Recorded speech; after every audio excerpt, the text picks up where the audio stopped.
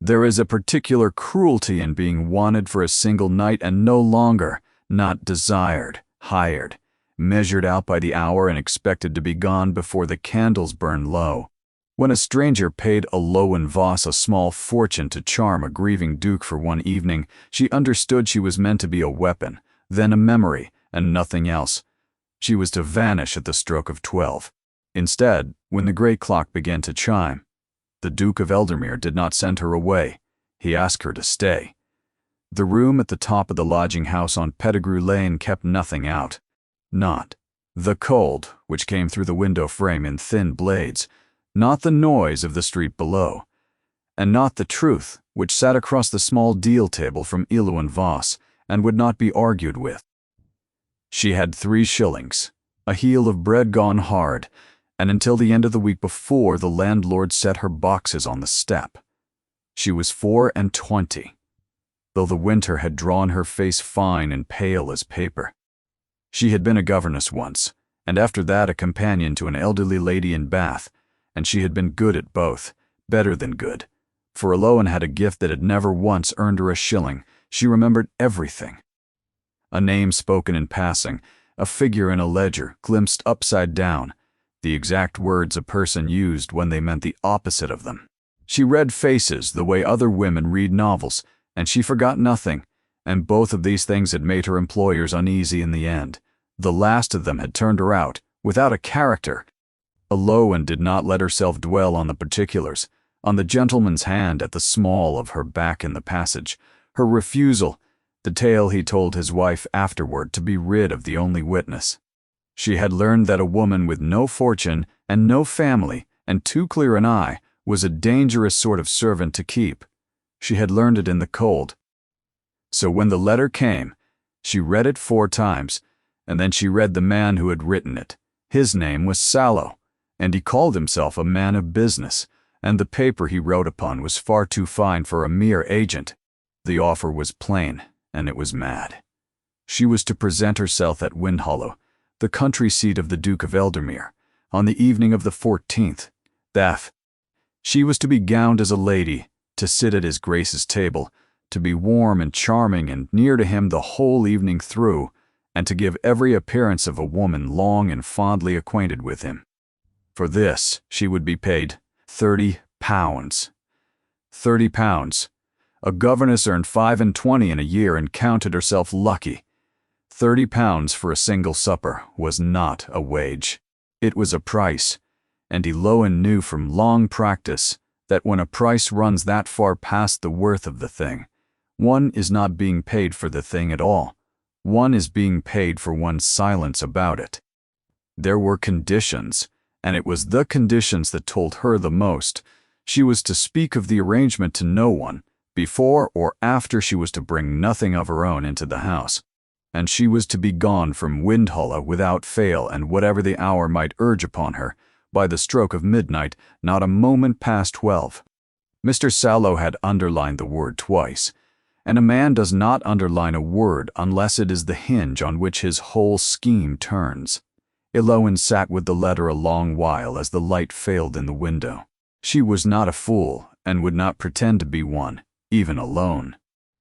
Someone wished the Duke of Eldermere to be seen at his own table with a strange young woman, warm and familiar, and then wished that woman to disappear at midnight as though she had never been. She was to be evidence. A scene set, a witness arranged, a memory planted in the minds of whatever guests were meant to carry the story away. She did not yet know the shape of the trap. She knew only that she had been hired to be the bait in it. The honest thing, the safe thing, was to burn the letter. But safety was a luxury, and Lowen had pawned the last of hers, a fortnight past, along with her mother's ring. 3 shillings would not carry her to spring. £30 would carry her a year and buy her passage somewhere new. Besides, somewhere a clear eye might be a fortune instead of a fault. And there was this, which she confessed to no one and barely to herself, that for one evening she would be warm. She would sit by a great fire in a fine gown, and eat food she had not had to reckon the cost of, and be spoken to as though she were a person and not a difficulty to be moved along. It was a poor sort of reason to walk into a stranger's scheme. It was, that winter, reason enough. The gown arrived the next morning, sent round by Sallow's own hand, wrapped in paper and smelling of another woman's lavender. It was deep blue silk, finer than anything Elowen had worn in her life, and it fit her far too well, as though it had been cut from a report of her measurements taken by someone who had studied her closely, that she noted and did not like. They had not pulled her name by chance from a register. She had been chosen, the way one chooses a tool for a particular task, for the steadiness of her hands and the plainness of her history, and the plain fact that no soul in the world would come asking after her if she were to vanish for good. She dressed by candlelight on the evening of the 14th. In the spotted glass a stranger looked back at her, elegant and composed, and giving away nothing, and Elowen thought that at least the disguise was an honest one, for she had been giving away nothing for years. She folded Sallow's letter small and tucked it into her glove, against her palm, where she could feel its edges. Whatever she was walking into, she meant to walk in reading it. The hired carriage waited in the sleet when she came down. The driver did not help her up, and she had not expected him to. She gave him Windhollow, and he looked at her a moment too long, the way a man looks at a woman he believes he already understands, and then he whipped the horse into the dark, and the cold closed over them both. The road to Windhollow ran north into open country, and the further it went, the more the world emptied out, town lights falling behind, the hedgerows giving over to black moor under a thin moon, until there was no sound but the wheels and the wind and the ice. Elowen sat with her hands folded over the small, hard shape of the letter in her glove, and watched the dark go by, and made herself ready. She had heard of the Duke of Eldermere, as everyone had. One did not need to move in society to catch its loudest stories, and his was among the loudest, though it was always told low, behind a hand. Leander, they called him, the widower of Windhollow.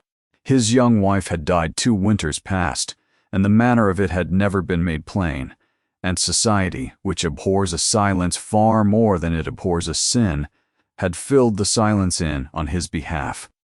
Some said the poor woman had fallen from the North Tower. Some said worse, that his own hand had played a nearer part than any fall. No one knew a thing. Everyone was entirely certain. He had shut himself in the country and had not been seen in town since, and a man who will not stand to defend himself is, to the world, as good as convicted. Elowen believed none of it, and dismissed none of it. She had learned that the truth of a person was never the thing the crowd agreed upon, but some third thing you had to read for yourself. She would read him for herself. She had, after all, been paid handsomely to sit close and look. The house came upon them suddenly. The carriage crested a rise, and there it lay below, and Elowen drew a slow breath in spite of herself. Windhollow was vast and old and more than half dark. It sprawled across the low ground like a great animal lain down to sleep in the cold, its many windows blind and shuttered, only a scatter of them lit low and yellow in a single wing, as though its life had drawn back into one corner and left the rest to frost. Ivy had swallowed the east front. A lone crow sat upon the gatepost and did not stir as they passed. The carriage halted on the gravel before the steps. The driver made no move to open the door, and named his fare in a flat voice, and Elowen counted the coins into his palm and felt the sum of her small fortune shrink by that much again. Then the wheels turned and the carriage was gone back down the drive, and the cold pressed in around her, and she stood alone at the foot of a shunned man's house, with a scheme folded in her glove and no way left now to unmake the choice. There was nothing for it but to climb the steps. The door opened before she reached the top of them, which told her she was expected. A man stood in the gap, tall and spare and old, in black gaunt faintly green with the years, holding a candle that guttered in the draught. His was the face of a servant who had buried too much already and expected to bury more. He looked at her, at the fine blue silk and the plain frightened set of her mouth that did not match it, and something behind his eyes went carefully flat. "You are the young person from Mr. Sallow," he said. It was not quite a question, and not quite a courtesy. "I am the young person from Mr. Sallow," Elowen agreed, "whom I have met the once and did not care for, if that recommends me to you at all. My name is Elowen Voss. I am colder than I have ever been in all my life, and I would far rather say the rest of this indoors if your conscience will permit it." The old man's eyes flickered. It was not a smile. It was the ghost of the memory of a smile, taken out and quickly put away again. He stepped back and let her pass, and the great door closed behind her, and the warmth of the hall reached her all at once, and made her eyes sting. "I am Coombe," he said. "You will forgive the state of the house." "His Grace does not entertain." She understood, from the way he shaped the words, that no young woman in fine silk had crossed this threshold in a very long while, and that Coombe did not know what she was, and feared that he did, and pitied her for it. The hall was cavernous and full of shadow, the furniture along the far walls hidden under pale holland covers like a room of kneeling ghosts, but it was the sound that took hold of her. Somewhere in the dark to her left, steady and unhurried, a great clock was ticking. She turned toward it. A tall, long-case clock stood against the paneling, its brass face catching the candlelight, its pendulum swinging slow and certain in all its stillness. It was the one thing in the whole shrouded hall that seemed alive, and it was counting, patient as a physician at a bedside, toward the very hour she had been forbidden to outstay. Elowen looked at it, and it seemed to look back at her, and she thought, midnight. Whatever is meant to happen in this house is meant to happen by midnight. She did not yet know that the clock had belonged to the young Duchess herself, nor that it had not been permitted to stop since the night the woman died. She knew only that from this moment she could hear time itself moving in the house, and that it was moving against her. "This way," said Coombe. "His Grace is in the library. He is not expecting a person. He is expecting a message. It will be for you to tell him which of the two you are." And he took up the candle and led her into the dark toward a pair of tall doors, and behind them Elowen could see a thin, warm line of firelight waiting. The library was warm, and that was the first surprise. After the tomb of the great hall, the heat of it was almost a shock. A long, high room walled in books to the ceiling, a fire burning tall and honest in the grate, lamps lit in defiance of the dark. It was a room that was lived in and lived in hard. Papers lay in drifts across a broad desk. A worn leather chair sat drawn up close to the hearth, holding still the shape of a man who sat in it often, and sat in it alone. And on the corner of the desk, half hidden beneath a ledger, Elowen saw a small wooden horse, painted once and much handled since, the sort of toy a child leaves behind and a grown man cannot quite bring himself to move. She filed it away without yet knowing what it meant. At the fire, one hand braced upon the mantel, and his back to the door, stood the Duke of Eldermere. He did not turn at once. Coombe announced her, "The young person from Mr. Sallow, Your Grace," and withdrew, and the tall doors closed the two of them into the bright warm room together, and still the man at the fire did not turn. Elowen used the moment as she used every moment, to read what stood before her. He was tall and plainly dressed in dark clothes with no coat, his shirt open at the throat, and his sleeves turned back as though he had been working. There was nothing of the monster in the set of his shoulders. There was only weariness, the deep, particular weariness of a man who has not slept well in a very long time and has stopped expecting that he ever will again. A man, she thought, who had been left alone with something heavy and had not yet found the bottom of it, and did not any longer look for the bottom, only carried it from room to room.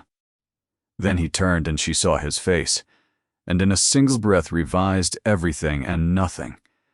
He was perhaps 35, dark of hair, with a hard, clever face that grief had worn down almost to the bone. His eyes were the gray of slate before rain. They moved over her once, the fine blue silk, the frozen hands, the stiff hidden shape of the letter in her glove, and Elowen felt the wholly unfamiliar sensation of being read as closely as she herself was in the habit of reading other people. It was not a warm look. It was not a cruel one either. It was the look of a man taking an honest measurement and finding the sum quite other than the one he had been promised. "You are half frozen," he said. His voice was low and level, without unkindness and without much hope in it. "Come to the fire before you faint into it, and give my household one more thing to whisper about." She came, because her legs were long past pride. She stood in the blessed wash of the heat and let it hurt her hands as the feeling returned to them. He crossed to a small table, lifted a covered pot that had been keeping warm at the edge of the coals, poured from it into a plain cup, and held the cup out to her across the space between them. It was not tea. It was wine, hot and dark and spiced, and the smell of it undid some knot beneath her ribs. She had not known was pulled tight. "Drink," he said. "You have come a long way to be unhappy in my house. You may at least be warm while you are about it." She took the cup in both unsteady hands and drank, and the heat of it went down through her like a pardon she had not earned and did not trust. "Thank you, Your Grace," she said, and found she meant it past what the two small words could carry. It had been a long time since anyone had put a warm thing into her hands and asked nothing back for it, and the small mercy sat strangely in her, harder to bear than any of the cold had been. He inclined his head the smallest fraction, and returned to the mantel, and watched her drink with that same unhurried attention, and Aloan understood, standing there in the bar of blue silk, that she stood before someone as practiced in the reading of faces as she was herself, and that she would need to mind her every card and show him none of them. "You have a letter," he said. It was not a question. "Kum tells me a message was expected here tonight, and in the place of a message I am sent a young woman with paper sewn into her glove and a gown upon her back worth a good deal more than she was ever paid to wear it." He let the words settle in the firelight. "So, you are the message. I have wondered some while what shape it would take when it came." Aloan kept very still and gave him the answer she had been given to give. "Your Grace mistakes me. I was engaged to dine and to be pleasant company at your table, and nothing beyond it." "Were you?" he said. "And to be gone from this house by midnight, I would guess. Not 1 minute past the hour." He saw the small truth cross her face before she could shudder it, and something in his own expression eased, not into warmth precisely, but into a hard, quiet satisfaction, the look of a man who has named the one card in another's hand and finds that he was right to fear it. "I know the house that sent you to me, miss. I have been waiting some weeks for them to try their hand at last. I confess I had hoped for something cleverer than a clever woman and a clock." The hot wine turned to cold lead in Aloan's stomach. She thought of Sallow's underlined word. She thought of the great pendulum swinging in the dark hall at her back, counting, and of how very carefully she had been instructed not to outlast it. "And what is it that happens at midnight?" "Your Grace?" she asked, very quietly. He looked at her a long moment, and then he looked past her toward the closed doors, and the shrouded hall beyond them where the clock kept its patient count, and when he spoke again his voice had gone soft and level, and cold as the moor outside. "At midnight, Miss Voss, we are both of us meant to be ruined. The only question in this house still worth the asking is whether you and I are minded to let them do it." He told it plainly, because plainness was the last mercy the night had left to offer. His wife had been a Vane before ever she was a duchess, and the Vanes had never forgiven her the marriage, nor him the fortune it had carried out of their reach, and least of all, he said, had they forgiven the child. At the word child, something moved across his face, and was at once put ruthlessly away. There was a daughter. She was 6 years old, and by the strict terms of the old settlement, she was the true heir of Windhollow, and all that stood within its walls, and her guardianship, were her father ever shown unfit to keep her, would pass to the nearest blood upon her mother's side, to Lady Drusilla Vane, her great-aunt, a woman, he said, who loved nothing living half so well as money and the good opinion of the world, and who had learned some years ago that the second might be spent to purchase the first. Aloan listened, and the pieces fell each into the next with the soft and final clicks she knew so well. "They cannot take a child from her own father," she said slowly. "Not without cause. They would need him shown before the law is unfit, cruel, or mad, or a man of low and disgraceful habit," he said, "who takes hired women into his house by night while his motherless daughter sleeps in the room above." "Just so." He watched her. "I see you begin to read the evening they have written out for the two of us."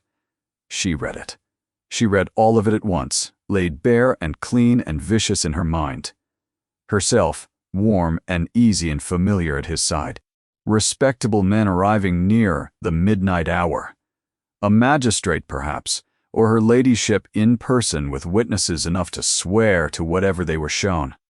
And Aloan gone before ever they crossed the threshold, vanished at the stroke of 12 exactly as she had been so carefully told, so that afterward there was no living soul to say the woman had been bought, no one to swear the scene was built and paid for. Only a shamed duke, and the ruin of a nameless woman, and the tale the Vanes most wished the world to carry home. Her leaving was no kindness done to her. It was the tidy removal of the one witness who could have named the trap for what it was. And there was worse in it yet, she saw, looking down at herself. The gown. It was too fine by half for a hired companion, and it had been cut to her measure by someone who had studied her without her leave. It was not meant merely to clothe her. It was meant to be remarked upon and remembered and described in careful detail afterward. A gift. The witnesses would murmur, a costly gift from a besotted duke, to the woman he kept. The very silk upon her back had been chosen to swear against them both. She had been dressed as evidence from the skin outward, and had walked in through the great door wearing the whole case against herself, and had not seen the last cruel turn of it, until this moment she drew Sallow's letter from her glove. Her hand had stopped at shaking. She crossed to the desk, laid the paper flat within the pool of lamplight, and smoothed it once beneath her palm. "Then let me tell you precisely what I was hired to do," she said, "for I am able to tell it to you to the word. I have never once in my life forgotten a thing that I have read." And she told him. She did not look down at the page, for she had no need of it. She gave him back the terms as Sallow had set them down, the sum, the gown, the command to seem long and fondly acquainted with him, the order of silence kept before and after, and the word midnight underlined twice over in a hand that had borne down hard enough to score the paper through. She gave him the date, and the very turns and habits of the sentences, and she watched the Duke of Eldermere go entirely still, and then watched him look at her as though between one breath and the next she had turned in his sight from a difficulty into a blade he might take up by the handle. "You remember all of it," he said. "Every line." "I remember all of everything," she answered. "It has never yet been the smallest use to me until this precise moment of my life." And for the first time since she had entered the warm, bright room, the hard and grief-worn face before her changed.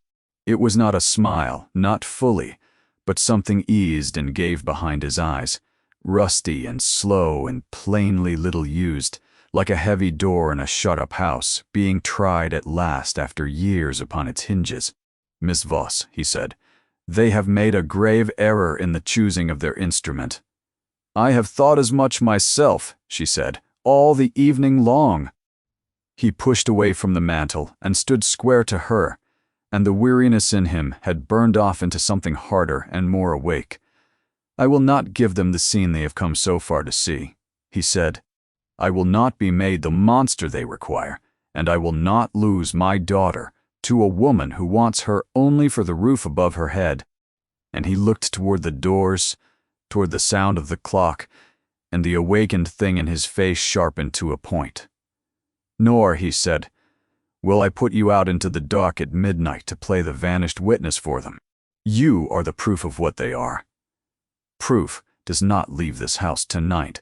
You came here as their instrument, Miss Voss. You will leave it, if I am given any say in the matter at all, as the thing that broke their hand."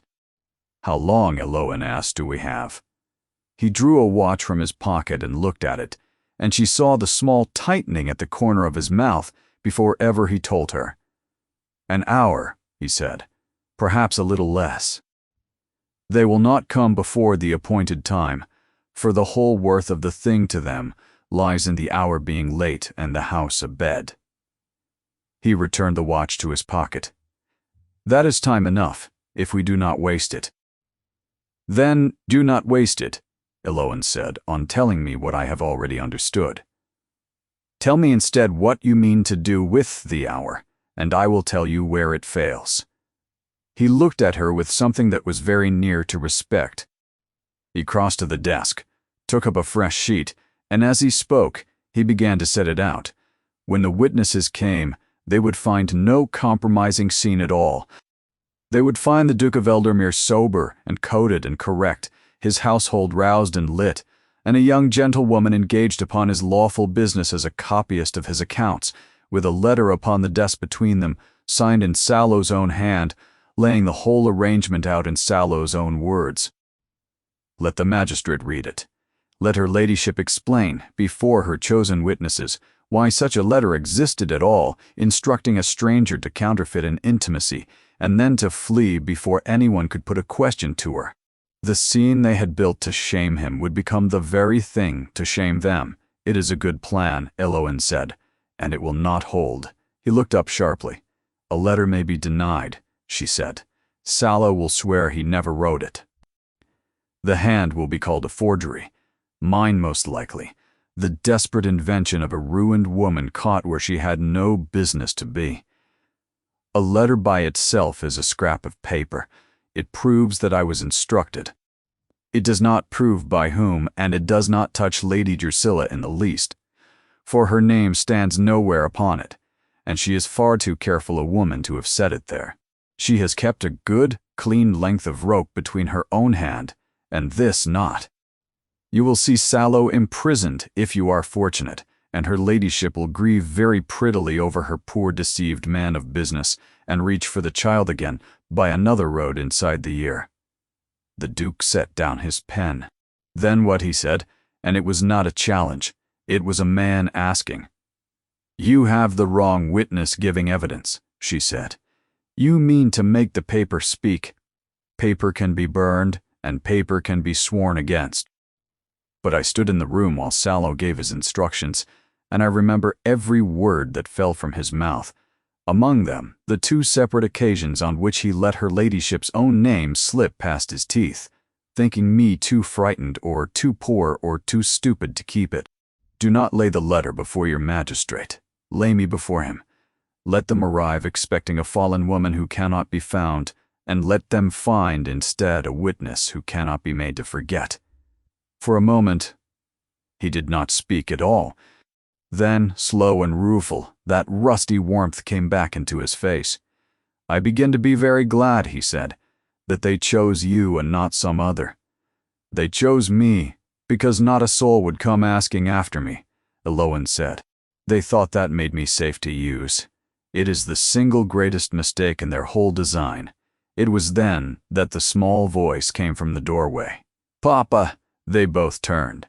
In the gap of the door that Coombe had not quite latched stood a child in a white nightgown, dark of hair as her father, her feet bare upon the cold boards, and a cloth rabbit hanging forgotten from one hand. She was 6 years old and heavy-eyed with interrupted sleep, and she looked at the strange lady in the blue gown with the frank, unhurried study of the very young. The whole of the Duke of Eldermere changed. The hardness went out of him between one instant and the next, and he crossed the room and went down upon his heel before the little girl, and his voice, when it came, was another voice altogether low and easy and warm. "Wren," he said, "you are meant to be 100 miles away and sleep." The clock was loud, she said with the grave logic of the small hours. It got louder, and there was a lady's voice. "And you never have a lady's voice. This is Miss Voss," he said. "She has come to help me set some numbers straight. That is all it is. There is nothing in the house tonight for you to mind. Eloan, who had spent her whole life being looked past, found the child's steady regard oddly hard to meet.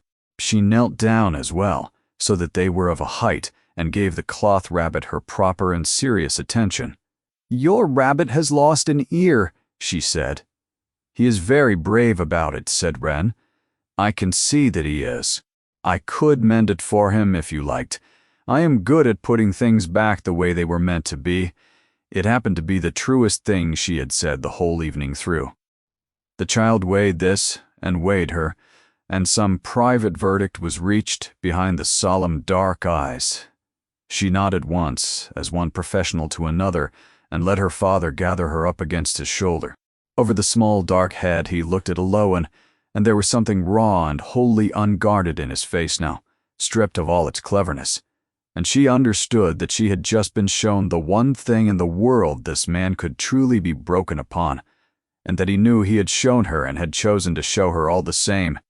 "I will take her up," he said quietly. "Bar the doors behind me. Open them to no one but me, whatever the hour may strike." Eloan barred the doors behind him as he had asked, and for a moment she stood with her hand flat upon the wood, listening to his tread climb away into the house with the child, and she thought of how strange a thing it was to be trusted, and stranger still to find that she had not the smallest intention of failing it. She had been a great many things across 10 hard years. She had never once been the person a frightened man left his daughter safe behind.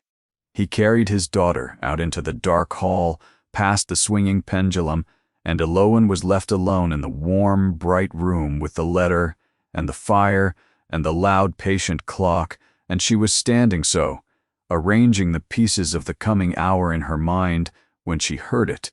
Wheels, on the frozen gravel of the drive, carriage wheels, and more than one horse, coming up through the dark toward the house at a pace no friendly caller kept on a night such as this.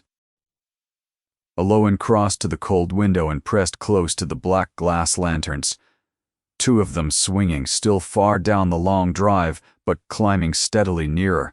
She counted them, and her heart counted along beside her, and the whole arithmetic came out wrong. They were early. They were a full hour early, and every careful plan the 2 of them had just laid down was built upon an hour they no longer had, and it was not yet 11 o'clock. For a moment, Eloan stood frozen at the black glass while her mind ran on ahead of her, as it always did, laying the possibilities out in a row. An hour early. It meant one of 2 things.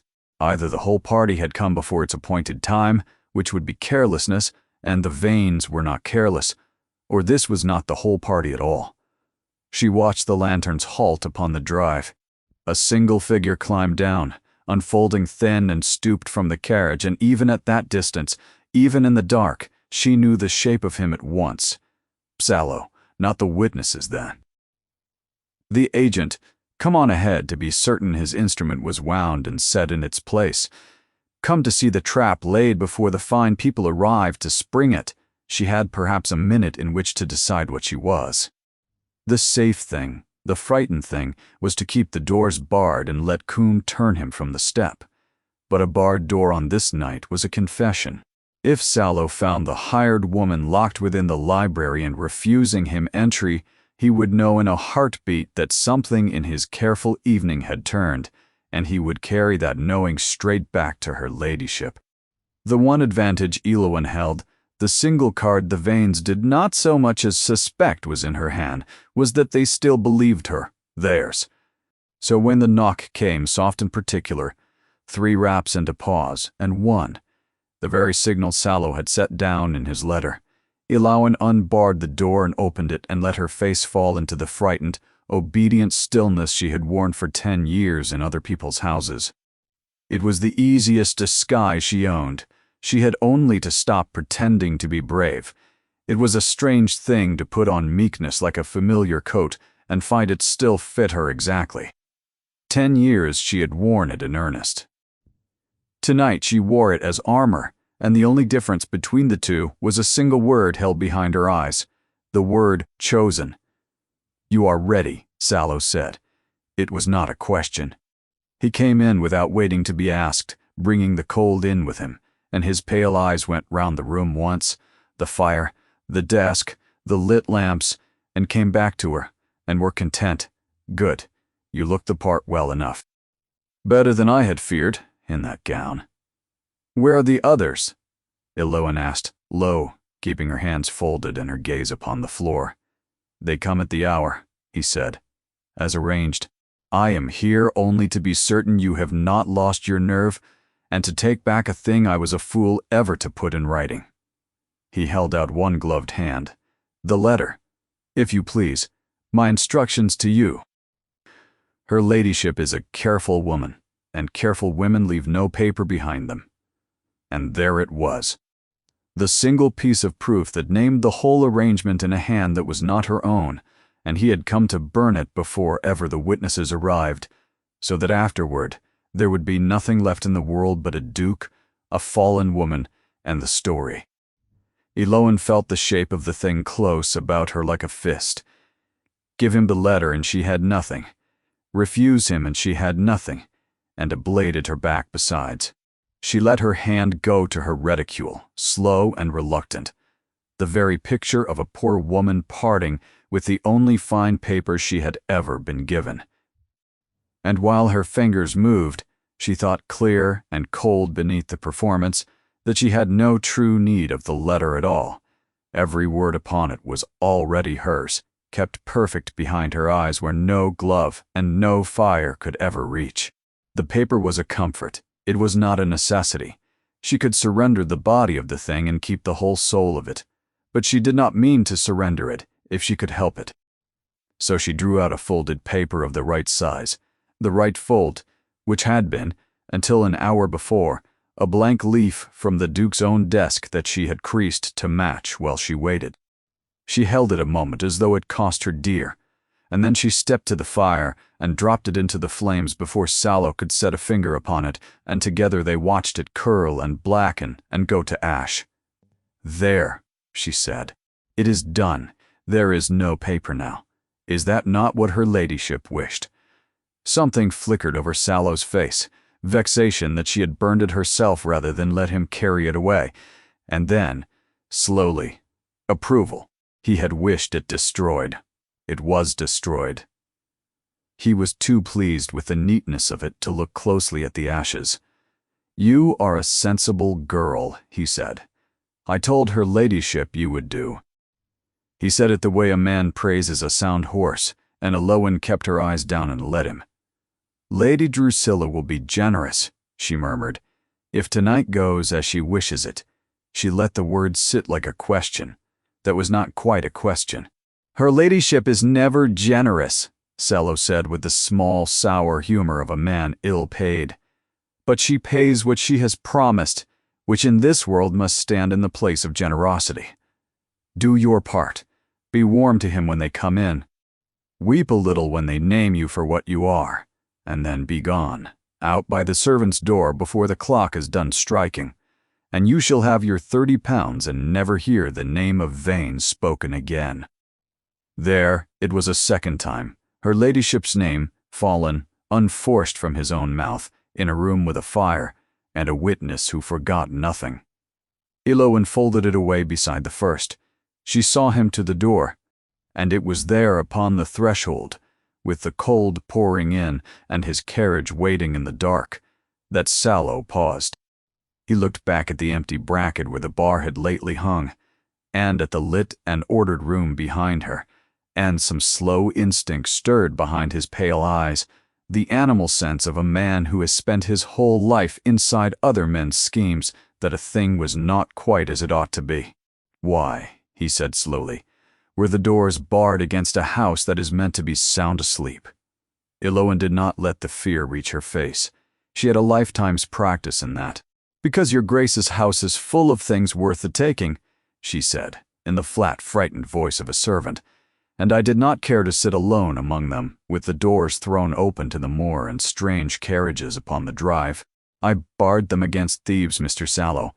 I did not know the first carriage would be yours. It was a good answer. It was very nearly enough. But Sallow was a suspicious man in a suspicious trade, and he had not yet turned back toward his carriage, and his eyes had gone from the door to her face and were reading her now with a new and unwelcome care. "Take off your glove," he said suddenly.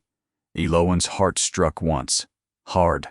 The true letter, the real one, was folded small in the palm of her right glove, where it had written the whole evening. If he saw it, if he understood that the paper burned in the grate had been a blank leaf, and the genuine instructions were here, whole, warm against her hand, then the whole of it came down. "I will not," she said, and let a little of the real steel show, judging that even a frightened girl might keep that much pride. "It is cold, and you forget yourself, and you are not the man who is paying me."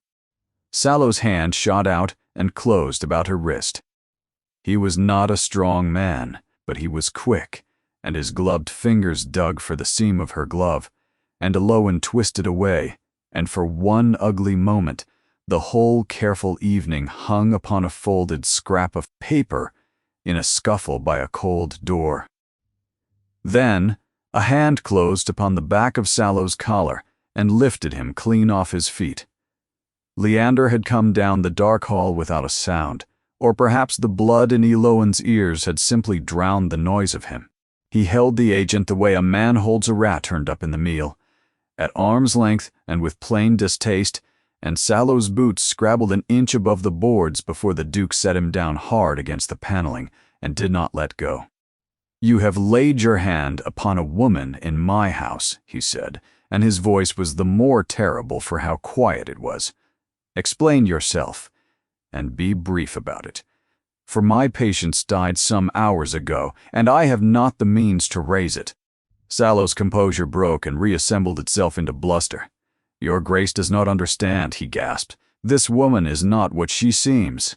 She is a hired thing, a paid deceiver sent to work a fraud upon you this very night. I came only to warn you of it. You should thank me. You should." He got no further, for Eloan had crossed the room and drawn the letter from her glove and held it up between two fingers where the firelight could catch it. "He speaks the truth in one particular, Your Grace," she said. "I was hired to work a fraud upon you. He is the man who hired me. This is his hand, and this is his instruction, and I did not burn it in your grate an hour past whatever he believes he watched me burn. I kept it. I keep everything." The change that came over Sallow's face was a study in ruin. He looked at the paper, and at the woman he had thought too poor and too frightened and too stupid to be anything but a tool, and he understood, far too late, exactly what had been done to him. "You cannot," he whispered. She will do nothing," said Leander, "because you are not leaving this house to carry word to her." Coom, the old butler, stepped out of the shadow of the hall as though he had been waiting there the whole while, which perhaps he had. Behind him stood two broad men from the stables, caps in their hands and no gentleness in their faces. "Mr. Sallow is our guest until the magistrate has heard him," Leander said. "See that he is comfortable, and see that he is silent, and see that he does not come within reach of a pen." Sallow began to protest, and one of the stablemen took him by the arm, and the protest died into a thin and frightened muttering as they bore him away down the passage, a door closed somewhere in the depths of the house. The hall was quiet again, but for the clock. Leander turned to Eloan. For a moment neither of them spoke. She was breathing hard, and she became aware that at some point in the last minute she had stepped between the Duke and the door, as though she, with nothing, might shield him who had everything, and that he had done the very same for her, and that they had ended standing back to back in the middle of his hall like two soldiers who had found themselves on the same side by surprise. "They went looking for a woman no one in the world would miss," he said at last, "and instead they have carried a reckoning across my own threshold and set it down before my fire." He looked at her as though seeing all of her for the first time. "You did not have to choose this. You could have played your part and taken your £30 and been gone by the servant's door, and no one living would ever have blamed you, or even known. You chose the harder thing, for a man and a child who are nothing to you. I will not forget it, Miss Voss. Whatever comes of this night, I will not forget it." "I did not do it for nothing," Eloin said, though her voice was less steady than she wished. "I did it because I was tired, Your Grace. Tired to the bone of being the thing that other people use and set down and forget. Tonight I chose, for once, what I would be used for. That is not nothing. That is very nearly everything I have." Something moved in his face at that, some recognition that ran deeper than the night's rough alliance. The look of one person who has been used up and set aside meeting another who speaks the same language and carries the same scars in the same places. He had been a tool to the world, too. She saw. A cautionary tale, a cold duke to frighten the season with. They had each of them been reduced to a use by people who never once troubled to look further, and they had each of them, tonight, refused it. He opened his mouth to answer her, and out in the dark far down the frozen drive, a second set of wheels turned in at the gate, and then a third behind it, lantern swinging, many horses, a whole procession climbing steadily up through the night toward the lit windows of the house. Eloin went to the glass and counted the lights, and her mouth went dry. Lady Drusilla had not sent her witnesses ahead of her after all. She had come with them, and the clock in the hall read 1:15 midnight. There was nothing to do now but wait, and waiting was its own slow cruelty. The party on the drive would take some minutes yet to reach the doors, to descend, to arrange themselves into the shape of righteous visitors. Leander gave his quiet orders. Every lamp in the front of the house was to be lit. Mrs. Larch was to have the good fires banked high, and the hall thrown open. Coombe was to admit her ladyship and her people with every courtesy in the world, and not 1 degree more, and above all to say nothing of the man held silent in the back passage. Let them walk in expecting to find the house asleep and shamed. Let them find it awake and blazing, and entirely unafraid. When it was done, and there was nothing left to arrange, the two of them were left standing in the library with 1/4 of an hour to spend, and no way to spend it. The clock ticked on the far side of the wall. Eloin found that her hands wanted something to do, and so she did the thing she had promised, because a promise was a small, solid object she could hold in a night made of shifting sand. She took up the cloth rabbit that Wren had left forgotten upon the chair, and she found in the sewing box on the mantel a needle and a length of gray thread, and she sat down by the fire and began to mend its torn ear. Leander watched her a while in silence. "My wife made that," he said at last. His voice had changed. The iron had gone out of it and left something worn and bare. "Isolde. She was clever with her hands, cleverer than she ever believed herself to be. She made it for Wren before Wren was even born, sitting up by this same fire, certain the child would be a boy and laughing at herself for making a rabbit anyway." Lowen did not look up from her stitching. She had learned, long ago, that some truths will only come to a person who is looking elsewhere. "Tell me," she said quietly, and went on drawing the thread. "They say I killed her," he said. "You will have heard it. Everyone has heard it. They say I drove her to the North Tower, or that I put her from it with my own hand, and that I have never denied it because a guilty man has nothing to say." He was quiet a moment. "The truth is worse than the lie, in its way, and I have let them keep the lie because the truth belongs to her, and I will not give her to them." The needle paused and then went on. "There was a darkness that came over her," he said, "like weather. It had always been in her, since she was a girl. Her family knew it and married her off quickly and told no one, and for a long while with me it kept away. Then Wren came, and it came back with her, and it came back worse. For a long while I did not understand it. I thought I had failed in some duty and turned myself inside out to mend what could not be mended by mending. But it had not been made by anything I did. It was simply in her the way the gray is in a winter sky. Some winters were bad. The last was the worst of all. She did not sleep. She said the house was full of a sound only she could hear. And one night in the deep of the cold, she went out while I slept, out across the frozen tarn beyond the north field, and the ice was not what she believed it to be, and I found her when it was long past, finding her that could do any good. I carried her back to the house myself. I would not let them do it. And in the morning, when the questions began, I understood that the truth of her affliction would be whispered in every drawing room in England, and would settle upon my daughter and follow her all the days of her life. And so I said nothing, and I have gone on saying nothing for 2 years. And out of my silence the world has built exactly the monster it preferred to have. E. Lowen set the last stitch and knotted the thread and bit it off, and only then did she raise her eyes to his. "You let them call you a murderer," she said, "so that no one would name the darkness that took her at the end, so that the world would remember her as she truly was, and not as her worst and final winter.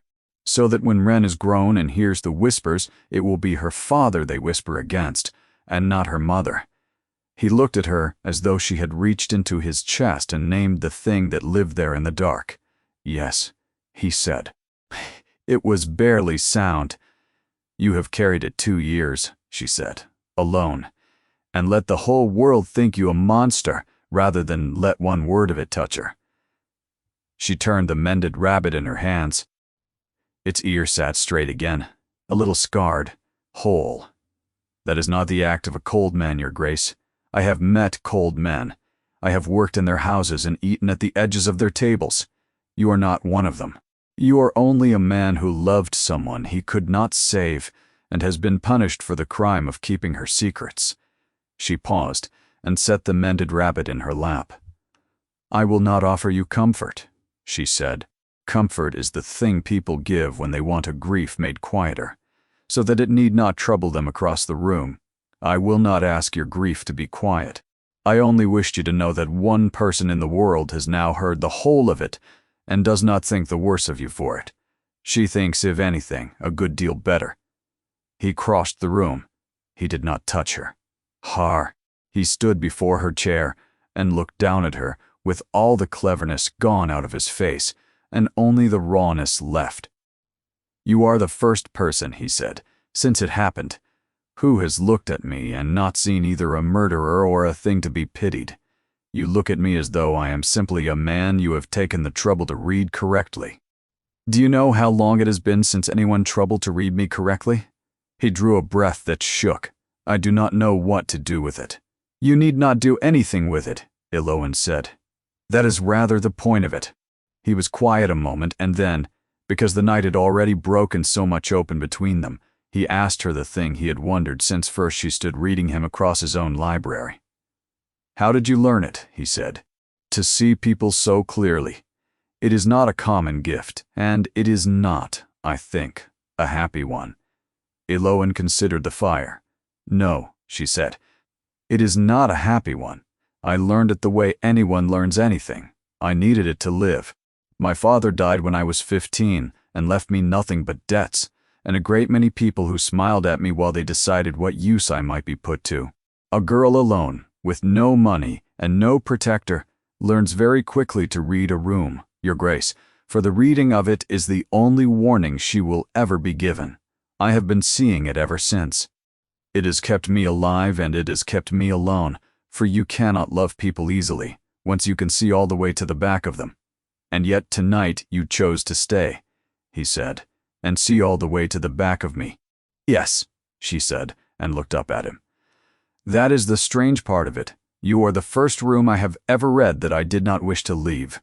She held out the rabbit. He took it, and their hands touched, and neither drew back, and for a moment in the firelight, the whole scheming clockwork of the night fell entirely away, and there was only the small warmth of two people who had each been alone a very long time, discovering by surprise that they were, in this one lit room, no longer alone. She felt the warmth of his hand over hers and did not catalogue it, did not read it for the turn, did not brace for the cooling that in her experience always came. For once in her long-guarded life, she let a good thing simply be good, for as long as it lasted, and was astonished to find that it went on lasting. Then, out in the hall, The great clock gathered itself with a whir of old brass and began to strike, and under the last stroke, heavy upon the front doors of Windhollow, came the knock. Coombe opened the doors of Windhollow at the stroke of midnight, and let the enemy in. Lady Drusilla Vane came first, and she came like a woman, certain of her welcome, which is to say, like a woman certain of her victory. She was tall and straight-backed, and gowned in black touched with silver, and her face beneath its careful powder was the face of a woman who had never in her life been made to wait for a thing she wanted. Behind her came her chosen witnesses, and they were exactly what the scheme required. 4 persons of unimpeachable dullness and good standing, and among them, to Eowyn's cold interest, a magistrate, but not, she saw at once, a bought one. This was an old man with a hard, clear eye, and a mouth that turned down at the state of the roads and the lateness of the hour. A man plainly brought along to lend the proceedings the weight of the law, and just as plainly not told all of what he lent it to. Her ladyship had overreached. She had wanted the authority of an honest magistrate, and honest men are difficult to aim for a moment. Eowyn almost admired the architecture of it. Her ladyship had built a machine of respectable parts, each able to swear afterward that it had seen only what an innocent party would see, and had meant to stand at its center untouched, the grieving great-aunt come reluctantly to a hard duty. It had only the one flaw, that all of it was built upon the certainty that the hired woman would not be in the room. "Nephew," said Lady Drusilla, into the bright and waiting hall. Her voice faltered by the smallest degree upon the word, for the hall was bright, and it was waiting, and this was not the sleeping, shamed house she had been promised. "You will forgive the hour. I have grave cause to come. Grave cause, and witnesses, and Sir Rowan here to see it done according to law." "I am glad of Sir Rowan," Leander said truly. "Pray come in, all of you. Come to the fire. You have had a cold road for so poor a purpose." Drusilla's eyes went past him then and found Eowyn, standing quietly by the hearth in the blue silk, and the last of her certainty wavered. This was wrong. The woman was to be gone. That was the whole of it, the very hinge of it. The girl gone out the servant's door before the clock was done, leaving nothing behind but ruin and rumor. Yet here she stood, warm and composed and entirely present at a quarter past the hour when she should have been a mile down the moor road and gone from the story forever. "Who?" said Lady Drusilla, and stopped and began again with less command than before. "Who is this person?" "My name is Eowyn Voss," said Eowyn. "And I believe, your ladyship, that you already know it, for you paid a great deal of money to have me here. It went very fast after that, the way a thing that has been built too cleverly comes down all at once when the first beam is pulled." Drusilla drew herself up and declared she had never in her life seen the creature before. Eowyn, from the middle of the bright hall, in a voice pitched clear for every ear in it, recited the terms of her hiring, the sum. The gown, cut to her measure by a person unknown, that she might be taken for the Duke's kept woman, and remembered so, the instruction to appear long and fondly acquainted with a man she had never met, the command of silence before and after, and the word midnight underlined twice in a hard hand, the hour by which she was to vanish so that no living soul might question her. She did not read it. She did not so much as glance at the paper in her hand. She gave them the sum, £30, and the day the letter was sent, and the name of the receiving house. She spoke it all from the perfect, unforgetting dark behind her eyes, and the honest magistrate's frown deepened line by line as she spoke, and turned, slowly, from her toward the woman in black and silver. "That is a fiction," said Drusilla, but the words came thin. "A wicked invention. Where is your proof? A ruined woman may say anything." "Here is the paper," said Leander, in her own agent's hand, "and here, if the paper will not serve, is the agent, Coombe." They brought Sallow out into the hall, and at the sight of him, Lady Drusilla Vane made the single fatal error of her long careful career. she looked at him. Just for an instant, and only in alarm. But she looked at him with the swift, unguarded recognition of long acquaintance, and every person in that hall saw her do it, including Sir Rowan, who missed very little. After that, it was only a matter of watching the structure fall. Sallow, faced with the letter and the testimony and the cold eye of the law, and the certain knowledge that his mistress would sacrifice him without a backward glance the moment it served her, did what such men always do in the end. He chose himself.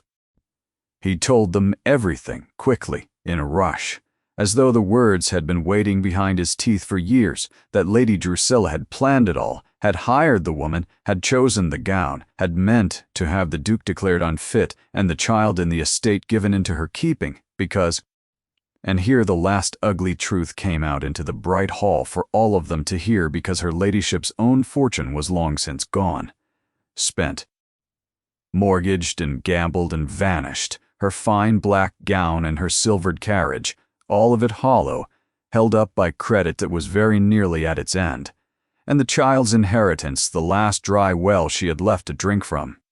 It was an old story beneath all its black silk and silver, and a small and sordid one. A woman who had lived beyond her means for 30 years and could not bear the falling, who had looked upon a motherless child and seen there not a great niece, but a last unspent inheritance, a well she might lower a bucket into for the rest of her days.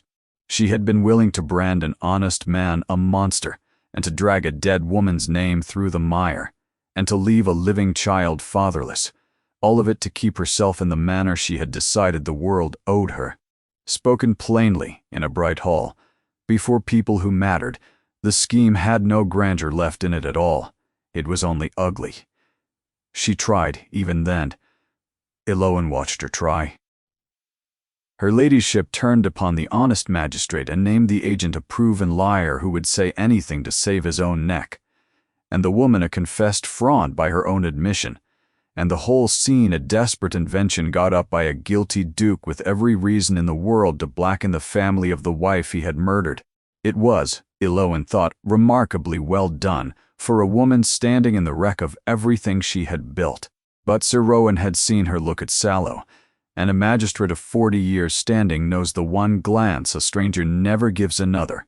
"Madam," he said, without heat, "I have heard enough this night to know which of the fictions before me to believe, and I am sorry to tell you that yours is not among them."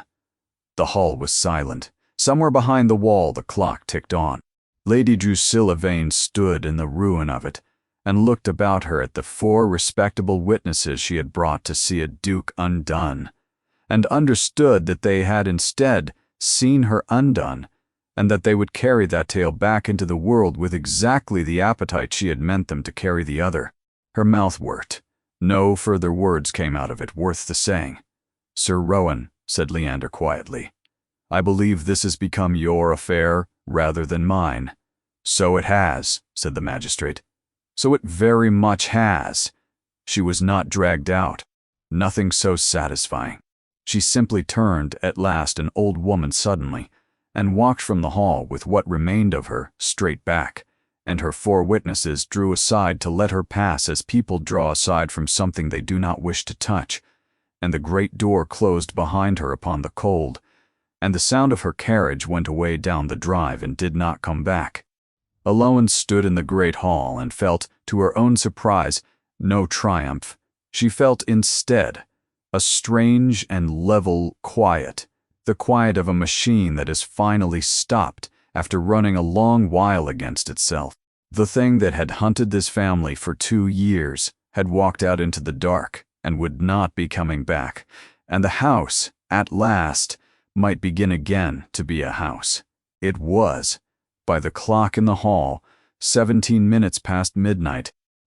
Eloan had been meant to be gone at 12. She was still here. And for the first time all the long night she had not the smallest idea what she was meant to do next. The house emptied itself slowly of the night's business. Sir Rowan took his statements, and took Sallow into his charge and took his leave, promising gravely that her ladyship would be hearing from the law and not the other way about. The witnesses departed, full of the tale already.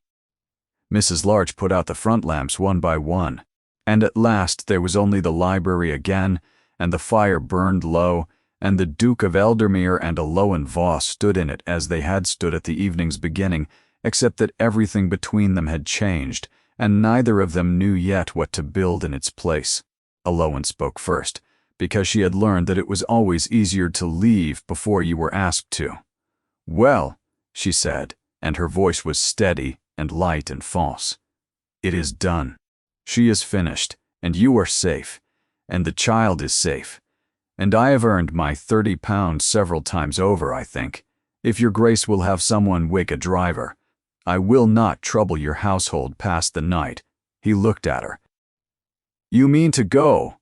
"I was hired until midnight," she said. "It is well past midnight. There is nothing to keep me now that the work is done." It came out harder than she intended, and she saw it land, and could not call it back. She had spent her life being useful, and then being sent away, and she had told herself that if she left first, quickly of her own accord, it would not be the same as being dismissed. It had never once been true. It was not true now. She knew the pattern of her own life far too well to hope past it. She had been the useful governess until she was the inconvenient one. Usefulness had a shelf, and she had spent her whole life upon it, and she had learned that the only dignity left to a thing kept upon a shelf was to climb down under its own power before a hand could reach for it. So she reached now for her dignity.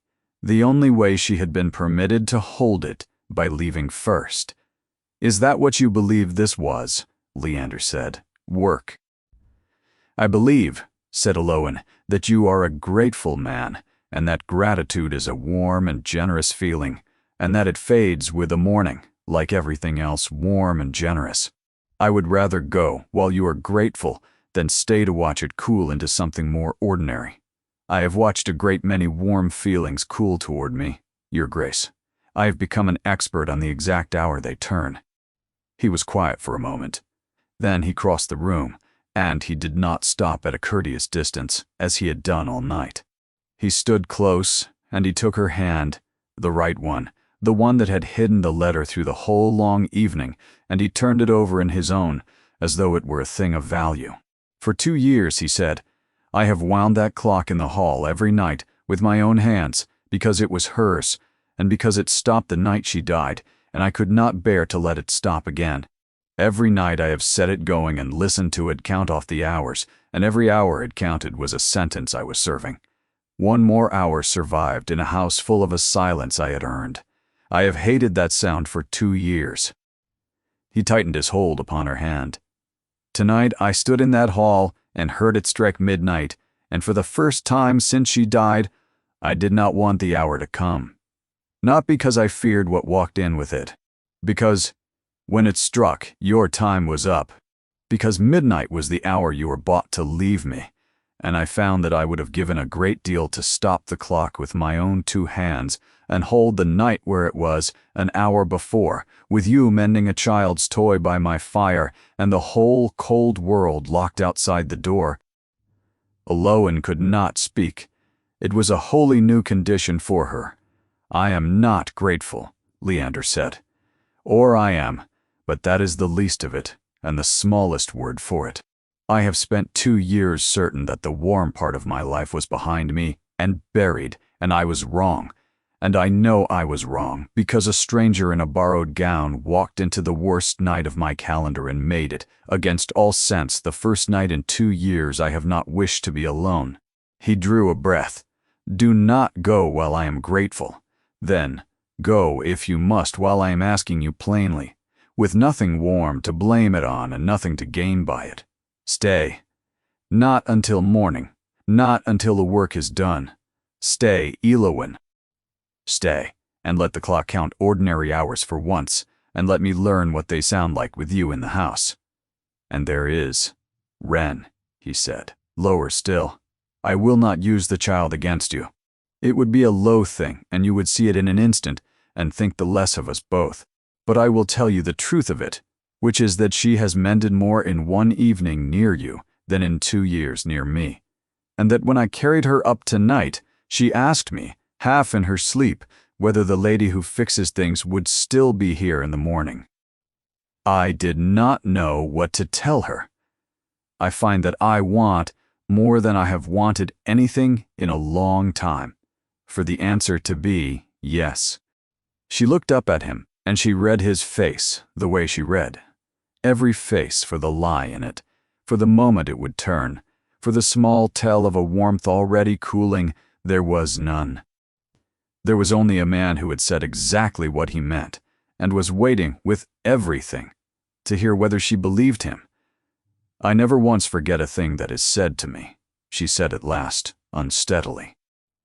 You should know that, before you say such things to me, I will remember this for the whole of my life, word for word. You will not be able to take it back. I do not want it back, he said. That is the entire point of it. Then yes, said Eloan Voss, who had been wanted for a single night and told to vanish by the stroke of 12. Then yes, I will stay. Spring came late to that high country, as it always did, but it came. The frost gave up the moor by inches. The tarn beyond the north field thawed and ran bright again, and the black hedgerows put out a haze of green, and the great house of Windhollow, which had spent 2 years as more than half a tomb, began, room by shuttered room, to come back to the light. The holland covers came off the furniture in the hall. The east wing, long shut, was opened and aired. Mrs. Larch went about with a face still grim but a step gone, somehow lighter, and Coombe was heard, once, on a warm afternoon, to hum.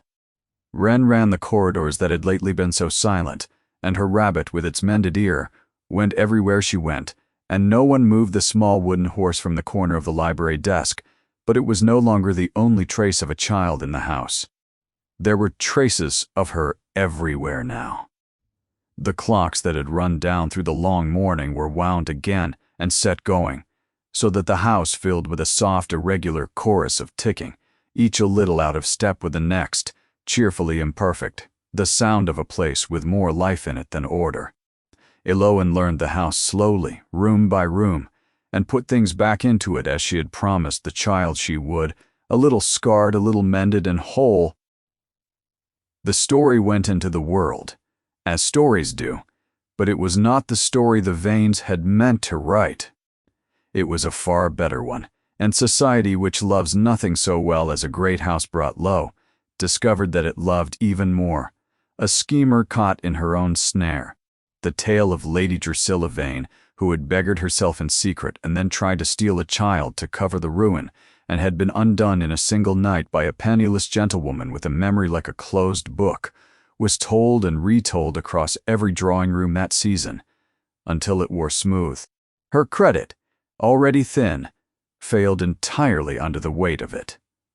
She left the country before the summer, for a smaller and a colder place, and troubled no one at Windhollow again. And a curious thing happened to the old whisper against the Duke. It did not survive the new story. A man that cold, the world reasoned, would never have troubled to shield a hired woman, nor married her after. And the Ton, having decided he was cold, now decided just as briskly that it had always known him wronged. It was a poor sort of justice, that a plain truth could not clear him, but a good rumor could.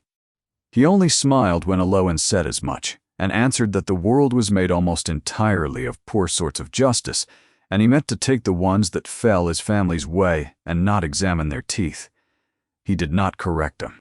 He had never much cared what they decided, but he found that he minded it less. Now, for Wren's sake, that the world had chosen at last to think well of her father. They were married quietly, in the small church at the edge of the estate when the first green was on the trees. There were no grand guests and no announcements sent ahead to the papers. Wren stood up with them and held the ring until it was wanted and was very grave about the responsibility of it. Eloan did not wear blue. She had come to Windhollow once in blue silk, dressed as evidence, sent to vanish, and she never wore that color again.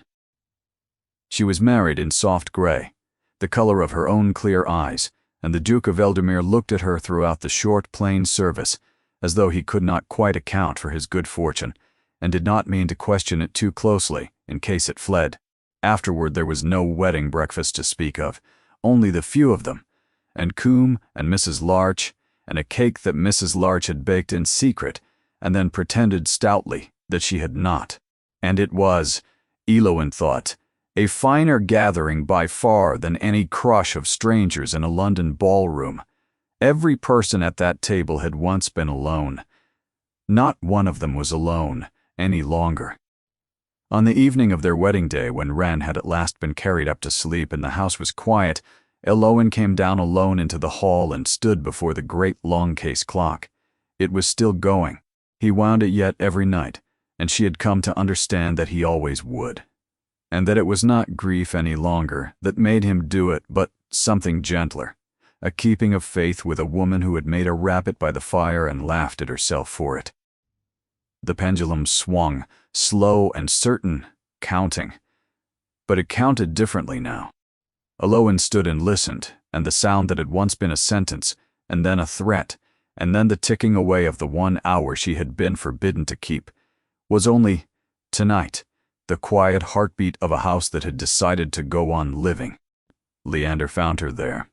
He came and stood beside her, and neither of them spoke for a while, and the clock ticked on between them and around them. "You once told me," he said, "that you were tired of being the thing people use and set down and forget." "I remember," she said. "I remember everything. It is my one accomplishment." "Then remember this also," he said, and put his arm about her in the dark hall. "No one is going to set you down.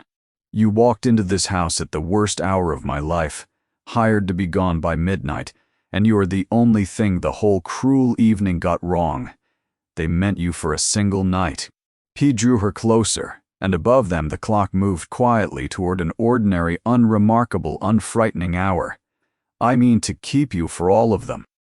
And Eloin Voss, who had been wanted once for an evening and paid to disappear, rested her head against the shoulder of the man who had asked her to stay, and stayed, and was never again in the whole of her long life sent away from a place where she was loved. If Eloin and Leander's long road to happiness warmed your heart tonight, you know exactly what to do. There is nothing in this world quite so satisfying as watching a quiet, clever woman, overlooked by everyone, walk into a stranger's cruel scheme, and walk out with a home, a family, and a love no one can put a price upon. If you love grounded, emotional, historical romance with a fiercely clever heroine and a wounded, honorable hero, please tap that like button to help this channel grow. Share this story with someone who believes, as we do, that the overlooked ones are often the strongest of all, and subscribe and ring the bell so that you never miss the next tale we have waiting for you. Tell me in the comments below, what was the exact moment you knew Leander had lost his heart? I read every one, and I will see you in the next story.